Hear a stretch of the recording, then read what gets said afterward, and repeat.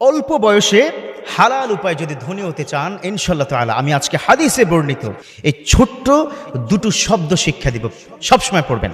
পারবেন তো সবাই? এই যুবকরা পারবো না? ইনশাআল্লাহ তাআলা ছোট্ট দুটো শব্দ, এই দুটো শব্দ সম্পর্কে বুখারী শরীফের সর্বশেষ হাদিস, বুখারী শরীফের হাদিসের মধ্যে রব্বুল আলামিন এই দুটো শব্দকে কতটা পছন্দ করেন, বিশ্বনবীর ওই হাদিসটা যদি আমরা দেখি তাহলে স্পষ্ট হয়ে যাব। কালিমাতানে খাফিফাতানে feel Lisan সাকিলাতানে feel Mizan হাবিবাতানে feel ঈমান। সুবহানাল্লাহ। দুটো শব্দ যেটা আল্লাহর কাছে অত্যন্ত পছন্দনীয়, খুবই পছন্দনীয়। এই দুটো শব্দ সম্পর্কে ব্যাখ্যা দিতে গিয়ে একটি গ্রন্থের মধ্যে আমি পেয়েছি, দেওবন্দের একজন বিখ্যাত প্রধান মুফতি যিনি ইন্তেকাল করেছেন, বাংলাদেশের অনেক বড় বড় আলেমরা কিন্তু তার ছাত্র। আল্লামা শফি রহমাহুল্লাহ থেকে শুরু করে বড় বড় আলেমরা দেওবন্দে পড়াশোনা করেছে, তার ছাত্র ছিল। দেওবন্দের প্রধান মুফতি তিনি ইন্তেকাল করলেন।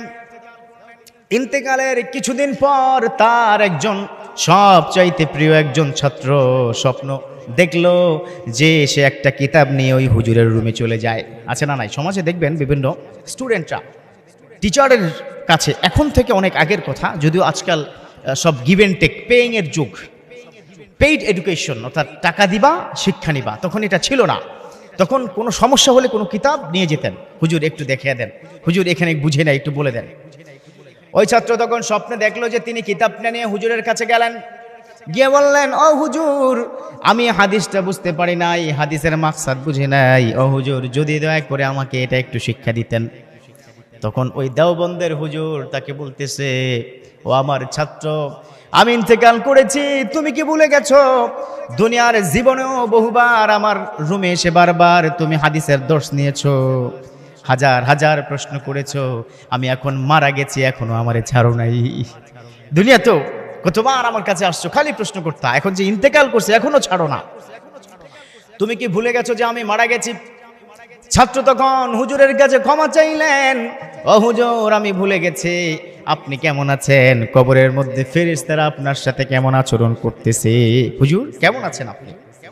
হুজুর তাকে প্রশ্ন করলো, তুমি একটু আমাকে জবাব দাও, আমি কি ফরজ ইবাদতগুলো বাদ দিয়েছি কোনোদিন দেখছিলা? না হুজুর দেখি নাই।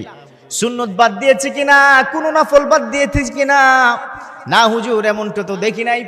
আপনি তো পুরো দেওবন্দ আমাদের মাদ্রাসার মধ্যে সবচাইতে বেশি ইবাদত করতেন। তখন হুজুর বললেন, এত ইবাদত করেছি, কোনো একটা ইবাদত আল্লাহর কাছে পছন্দ হয় নাই। আল্লাহু আকবার। ছাত্র ভয় পেয়ে গেলেন, কি বলেন হুজুর, এত ইবাদত করতেন আপনি, কোনো ইবাদত কবুল হয় নাই, কোনো ইবাদত আল্লাহর কাছে গ্রহণযোগ্য হয় নাই, পছন্দ হয় নাই? হুজুর বললেন, না কোনো ইবাদত পছন্দ হয় নাই, তবে একটা ইবাদত আল্লাহর কাছে বড্ড পছন্দ হয়ে গেছে। তোমরা যখন ক্লাস শেষ করে চলে যাইতা, আরেকটা গ্রুপ আমার কাছে তখন ক্লাস করতে আসতো, এই যে মাঝখানে ছোট